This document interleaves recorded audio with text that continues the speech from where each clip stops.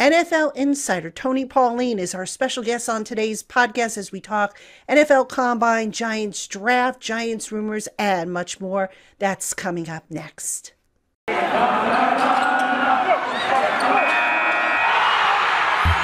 Locked On Giants, your daily New York Giants podcast. Part of the Locked On Podcast Network, your team every day.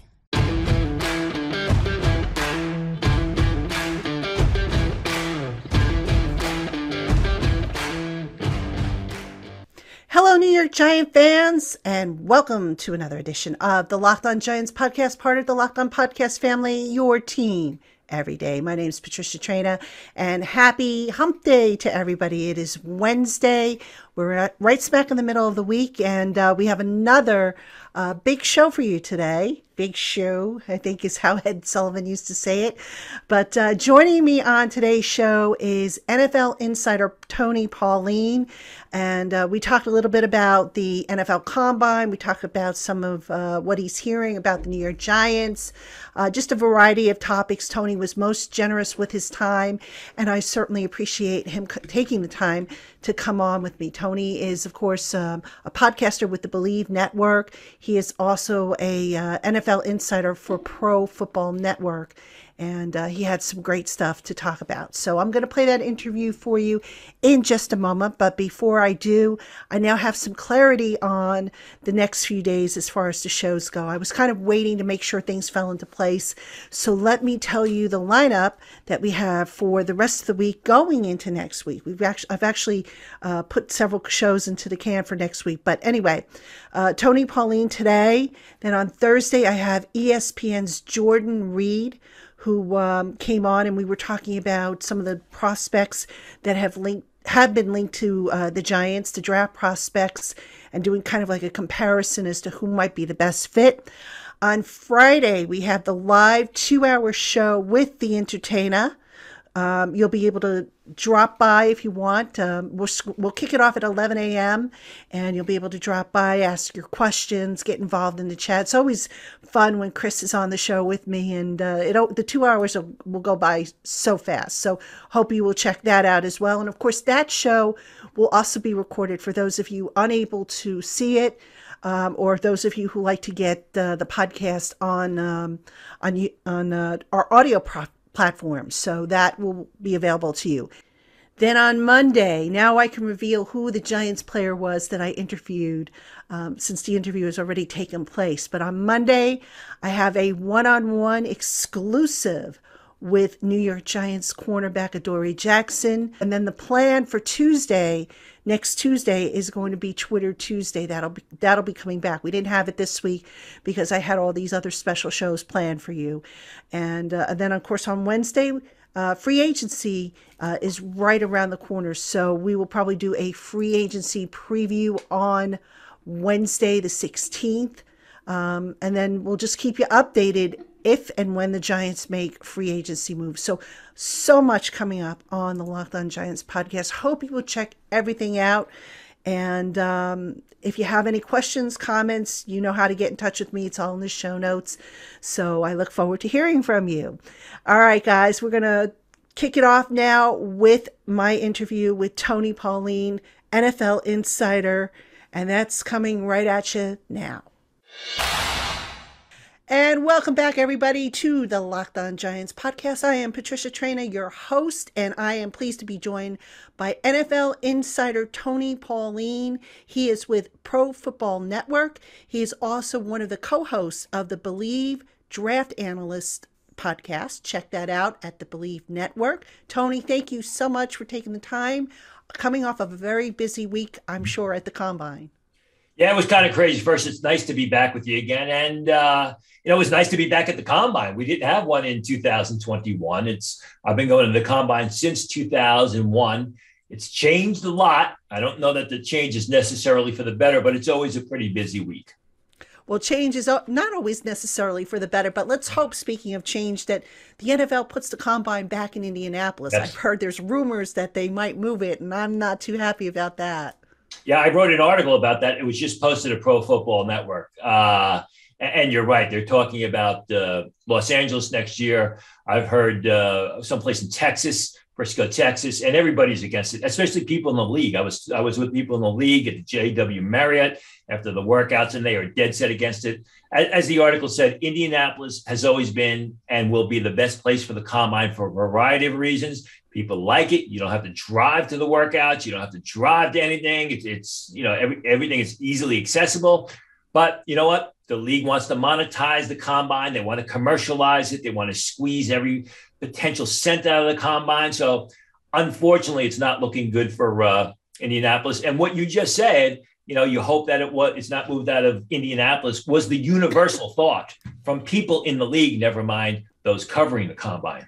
Yeah, well, fingers crossed that Indianapolis comes through. So anyway, Tony, let's jump into the combine. A lot went down last week.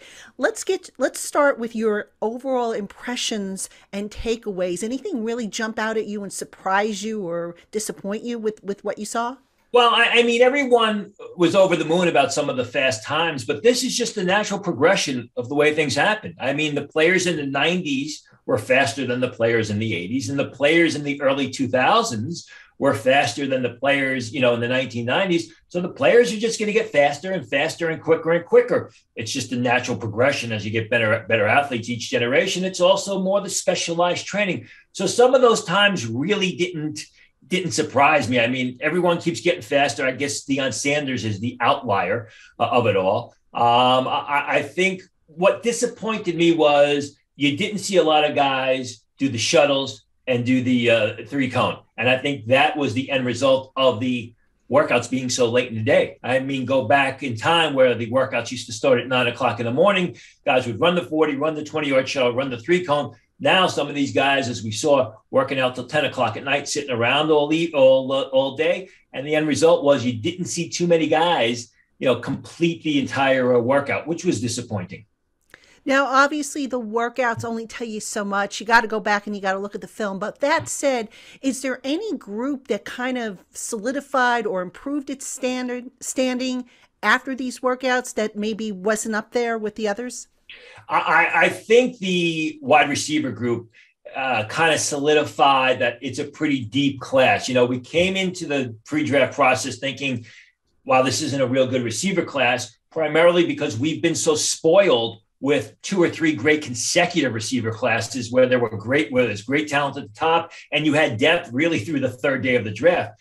That really didn't look like that. It looked like it was an okay class, but then you get a guy like Christian Watson of North Dakota State, who's an outstanding receiver, runs in the low 4.3s. Some people had him in the high 4.2s.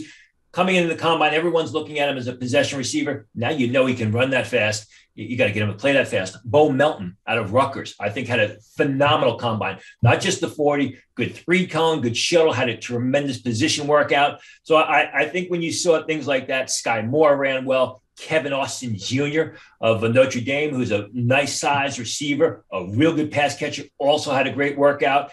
And really, they did what they're supposed to do. The combine is just as much about beating expectations as anything else. If you're a 4.5 guy, you got to run faster than a 4.5, which is what we saw a lot of receivers do. If you're a 4.4 guy, you got to run faster than a 4.4. We saw that. So I think the receiver class really helped themselves. All right, Giant fans, we have more coming up on today's Locked On Giants podcast. But first, Built Bar is the protein bar that tastes like a candy bar, but without the calories and sugar. Most Built Bars contain about 130 calories, 4 grams of sugar, 4 net carbs, and 17 grams of protein, making it easy to fit into any diet plan. And they're available in nut-free and nut varieties. There's 9 basic flavors, plus a rotation of limited availability flavors that changes up every so many weeks. So head on over to BuiltBar.com and use our special promo code LOCKED15 to save 15% off your first order. That's LOCKED15 for 15% off your first order at BuiltBar.com. All right, now the New York Giants, let's talk a little bit about their needs and how the workouts and this draft class aligns with their needs. Obviously, the Giants from back to front, basically, they need everything. Offensive line being at the top of the list. Defensive line is in there. They could potentially need cornerback if they move on from James Bradbury, which it looks like they will. If you had to kind of like evaluate and rank the strength of the different positions as they fit to where the Giants need, how would you stack them up? Well, it depends. I mean, early in the draft, first 10 picks, you're looking at a good amount of potential impact defensive players, whether it be Aiden Hutchinson, whether it be Kayvon Thibodeau, the player on the field, although there's some concerns about Kayvon Thibodeau off the field, whether it be David Ajabu of Michigan, maybe George Karlaftis a little bit later. You're going to be able to get a good impact defensive player early in the draft. And before the league went quarterback crazy and started overdrafting quarterbacks, there was that time, as Giant fans know, where the impact defensive player was the most coveted when it came draft time. And that's the opportunity I believe that the Giants will have. Maybe able to get one of the top offensive linemen where they're sitting. When you get into the later part of the draft, day 2, you're looking at a pretty deep tackle class. You're looking at a pretty good guard class. You're looking at a pretty good tight end class. So I think, everybody concentrates on the first round, especially in New York, because both the Jets and the Giants have 4 of the top 10 picks. But there are good players in day 2 and day 3. I think the Giants, if they play it smart, they'll be able to come out of here with good players that fill needs. Tony, given how deep this class sounds like it is across the board, how difficult do you think it's going to be for teams in the top 10 that want to maybe trade down a little bit? Well, it's deep, but it's deep later on. And the reason it's deep later on in the draft is because what happened was, if you remember, last year, the NCAA gave seniors another chance, another year of eligibility because of the COVID season. Some teams were opting out. Some teams only played 4 games. So what happened is you're basically having a lot of seniors repeat their senior year or their senior season in 2021, which overloads, the middle and late part of the draft. As far as teams trading down, I don't know that there may be a couple of teams pining to get up and get one of the pass rushers or get one of the offensive tackles. I don't know that there's going to be a huge market for any team that wants to get into the top 10. There's always somebody. It's just a matter of what the cost or what a team is willing to accept to move down.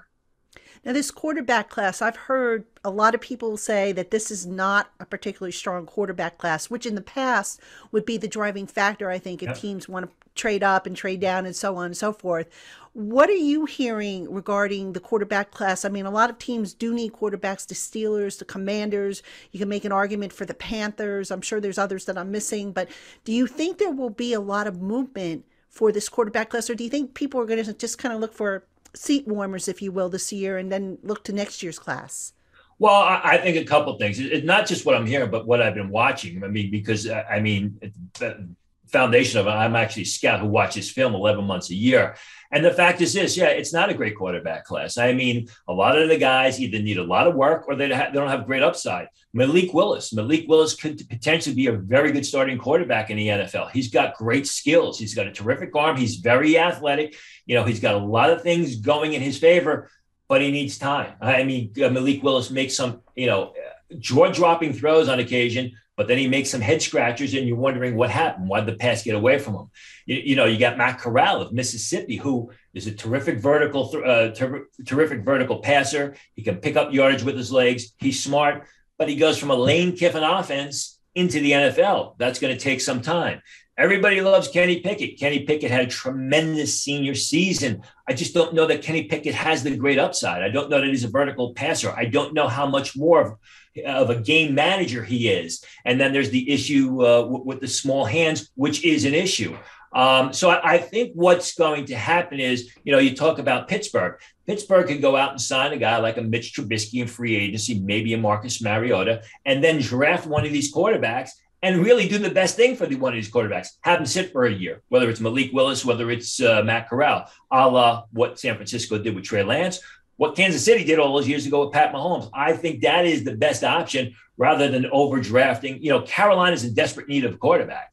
But, if Carolina, say, for whatever reason, takes Malik Willis and then tries to shove Malik Willis on the field week 1 as a starter, it could be a disaster for both the Carolina Panthers and Malik Willis.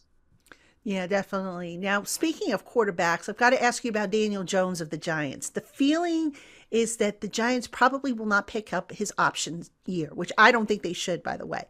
That being said, you've watched Daniel on film, I'm sure. What do you see in him? And has he shown enough, do you think, to where they can make this work with him? Or what's still missing from his game, do you think? An offensive line, basically. That's what's Besides missing that, from his game. obviously. I mean, and you can't really truly evaluate a quarterback when he's running for his life and he doesn't have much time, So I mean, that is the big thing. What's missing from him? Consistent protection. And what happens is when there's protection breakdowns, the quarterback is just going to get worse and worse and worse. I mean, Daniel Jones had his moments, was really good as a rookie, hasn't progressed since. And I think the deterioration of the offensive line and the inability to really build a solid, consistent offensive line has been his downfall. Are they going to pick up the fifth-year option? Probably not. I mean, Carolina did for Sam Darnold after they traded for him, and that's blown up in their face. It's a difficult situation. As I reported at Pro Football Network last week, Giants are in the Mitch Trubisky stakes. You're looking at bringing in Mitch Trubisky, but Mitch Trubisky has a lot of suitors out there, and he's going to get a lot more money than people initially thought, not only because of the Buffalo connection, but because they want to bring in competition for Daniel Jones, which is understandable.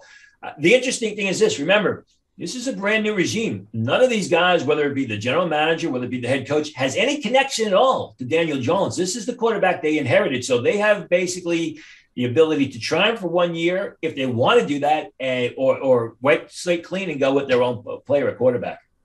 Now, if the Giants were to bring in Trubisky, and I'm not sure about the money. I mean, I would think you would have to pay him low-level starter money, which the cap-strapped Giants right now don't have. They'll probably clear some stuff out, but what could Trubisky potentially bring other than the knowledge that from the 1 year he spent in Buffalo with Brian Dable to the Giants offense that maybe is missing with Daniel Jones? Well, he's probably a lot more mobile than Daniel Jones. He's probably a lot easier to get outside the pocket, more apt to picking up yardage on those design quarterbacks runs, which, you saw Josh Allen run a lot in Buffalo. He kind of held my breath when I watched him because I was afraid he was going to get his head knocked off. But I think there's a lot more mobility, the ability to make plays outside the pocket. Arm strength is as good, if not better, than Daniel Jones. Trubisky's got all the physical skills. It's just a matter of, I think, he didn't have a big body of work in college. He was drafted way too early. And what I said about Malik Willis before, about drafting him early and then throwing him, as your starter in week one could potentially ruin Malik Willis. I think that's really what happened with Trubisky. But he's got the physical skills, and obviously he knows the Dable system, and Joe Show knows him as well. So there are a lot of good pieces there. If in fact, they can win the Trubisky sweepstakes. Yeah, and I think it's going to be tough with the money unless they can somehow clear a lot of space out there. But, you mentioned the Brian Dable system. He hired Mike Kafka from Kansas City to be the offensive coordinator. I suspect, and you've heard something to the contrary, that Dable's going to end up the play caller. But I want to ask you, how do you kind of see the two systems, the two schools of thoughts, the Kansas City system under Andy Reid and the Dable system kind of marrying together to form the ideal Giant system? Well, I mean, it brings in a lot of different, different elements. You have the running game, you have the quarterback playing in the pocket, you have a quarterback playing outside the pocket, you have a quarterback who's able to improvise. Now you need that type of quarterback. And, the Andy Reid system in Kansas City has been one that's always done a great job developing quarterbacks. Kafka was more of your pocket passer type. So it'll be interesting to see. Regardless of what the system is, you have to go with the available talent, and you've got to fashion your system around the available talent. I think that is a problem that a lot of teams, a lot of franchises have. You've seen it with the Jets. They prioritize the system over the available talent, and rather than fashioning a system around the talent, they make the players fit their system, and sometimes it doesn't work. Before I want to ask you about Saquon Barkley, but I got to ask you a question about the offensive line and why the Giants have had such a hard time of it. Is it just not drafting guys that fit what they want to do, just overdrafting guys? Where have they gone wrong? Especially since, that was something Dave Gettleman was once upon a time pretty good at, finding offensive linemen, and just it's almost like he lost his mojo. What do you think has been the big factor there? I think a lot of it is coaching and player development. What will happen is The draft is in 7 weeks, and teams will, draft their players, and you're going to have which team won the draft, which team lost the draft. But all it really comes down to on draft weekend is names on a piece of paper, and the draft is just the beginning. It's not the end. And my point is, you draft these players, you have to be able to develop them and coach them correctly. It's about player development, and when a player fails, it's as much a failure on the coaching staff and their inability to develop the player. They didn't develop the player correctly as much as it is they drafted the wrong player. When you have failure after failure after failure at a certain position, that is as much on the coaching staff and the lack of player development as it is not being able to develop to draft the right player. Why does Andy Reid? Why does Bill Belichick? Why does Doug Peterson? Why do they always have great success with any quarterback, whether it's a drafted quarterback, a guy they drafted, whether it's somebody they pull off the scrap heap? Why are they able to get the most out of them? Because they know how to develop those players. I think it's more coaching and player development. The good news for Giant fans is the guys from Buffalo had a lot of success developing their offensive line, and they didn't use early picks on a lot of these guys. Some of these guys were day 2, day 3 picks, as well as free agent signings. So I think that's something at least to look forward to. Yeah, that's a great point with coaching, because I often wondered how much of that was a factor too. And they've tried getting college coaches up here to work with these guys. They've tried veteran coaches, and just like you said, failure after failure. So, all right, I want to ask you about Saquon Barkley, because that is a hot topic amongst Giants fans. Should they trade Saquon Barkley? And is it just a matter of Saquon can eventually get back to where he was? I mean, when you look at him, is the old Saquon that we saw in 2018 gone for good, or where do you see him right now? Well, it's gone for good if he can't stay healthy. And obviously that's been the big issue. He can't stay healthy. And that's a problem with any, running back. Long time ago, the New York Jets had a running back by the name of Blair Thomas out of Penn State who could not stay healthy. When he was healthy, he was dynamite. Should they trade him? I would assume they should field offers. You shouldn't just give him away for nothing. If you're going to get a good offer, again, this coaching staff and this general manager has no connections to Saquon Barkley. Saquon Barkley is not their player. So if they get a good offer, I could absolutely understand why they would move on from Barkley. I'd like to see them keep him, see what he does. But again, I think the worst thing you do is you won't want to give him away. You don't want to give him away for a day 3 pick. You want to get something back in value that you can use to help build your current roster. Agree. Now, a lot of people put a lot of emphasis on the offense, the Giants' offense, which, we could all agree was not very good. But what about the defense? I thought the defense, for all the talent they had last year, they kind of underperformed a little bit. Where are some of the holes on that team? And do you anticipate that maybe this draft coming up might be a little bit more of a defensive flavor than people are maybe allowing for? Well, first, I think what they have to do is they have to figure out what they have in Azeez Ojulari, because Azeez Ojulari, coming into the 2021 draft, was a first-round talent who got bad medical grades, as we have reported at Pro Football Network, and basically went much later than anyone expected.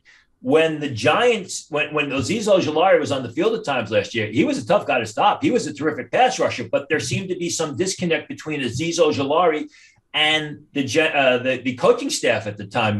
Joseph, they just didn't seem to. It seemed to me from the outside looking in that Ojulari was a player that was thrust onto the coaching staff rather than a player that the coaching staff wanted. Maybe I'm wrong, but that's the way it seemed to me, especially because Ojulari was a real good player at times. So I think they have to try and figure out what they have with him and how he's going to fit the system. And is he one of their main guys moving forward? If he is, then I think, that kind of changes what they're going to do. You may not feel the need to get a pass rusher at the top. They do want to come away with some linebackers. That's obvious. And, a cornerback is obviously going to be a need, especially if they release some of the guys that are currently on the roster, on the depth chart.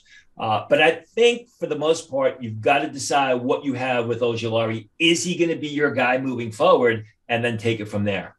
Yeah, if nothing else, right now he's, I used the term Batman and Robin, and I think he's more of a Robin right now. I don't think the Giants have had a Batman in quite some time as far as pass rushers go. So now let me, final question for you, Tony. the Giants have 5 picks. I think it's 5 picks of their 9 in the top 100. I know things can change. We haven't had free agency and whatnot, but what right now would you say makes the most sense for them, especially in those first few picks, that 2 picks in the first round, I think 1 in the second round, 2 in the third round. What do you think makes the most sense for them, depending on how, of course, the board falls? I think the Giants are in its position where they have to go best player available within reason. I mean, because they've got so many needs.